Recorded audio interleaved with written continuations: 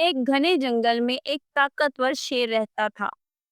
वो जंगल का बादशाह था, लेकिन उसके दिल में गरूर और तकब्बुर भरा हुआ था।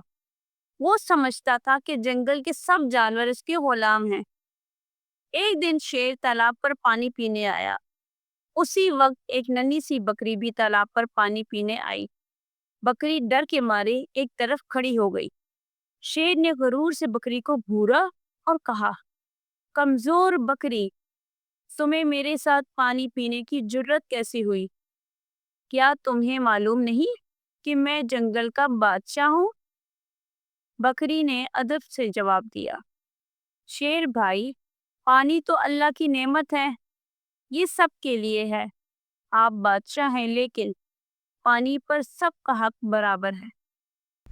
शेर ये सुनकर और भी गुस्से में आ गया और धारते हुए बोला, ये जुर्रत, मैं तुम्हें अभी सजा देता हूँ। जंगल के दूसरे जानवर ये मंजर देख रहे थे। सब शेर के जुल्म से तंग थे। वो सब इकट्ठे हो गए और जोर से बोले, शेर, ये नाइंसाफी है। पानी सबके लिए है। अगर तुमने बकरी को नुकसान पहुंचाया तो हम सब तुम्हारे खिलाफ खड़े होंगे। शेर ने पहली बार देखा कि सारे जानवर एक साथ खड़े हैं। वो अकेला था और जानवरों की अक्सरियत ने उसे घेर लिया।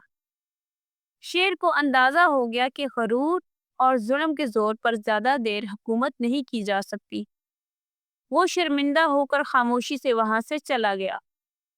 बकरी ने सुकून से पानी पिया और दूसरे जानवरों ने उसका हौसला बढ़ाया।